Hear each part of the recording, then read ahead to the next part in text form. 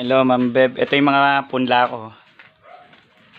Yan, 55 first tayo. Yan, dami niya. Ito naman yung mga kulot-kulot na lettuce. Yan, for December pa to. Yan pa. Yan pa yung ito. Hindi ko pa nga nagagawa yun. Naggulo-gulo pa yung aking greenhouse. Ayan pa yung mga bagong tanim. Ito yung ililipat ko pa, ita-transplant. So, bandami pa to. Mga, I think, mga nasa 300 plus pa. Tapos, ito pa yung mga 4 transplant. Napakarami pa yan. More or less, mga nasa 800 to. So, ito hindi deliver ko sa madam. Yan. So, kaya yung butas-butas, yung mga malilit na yan kasi nabili na.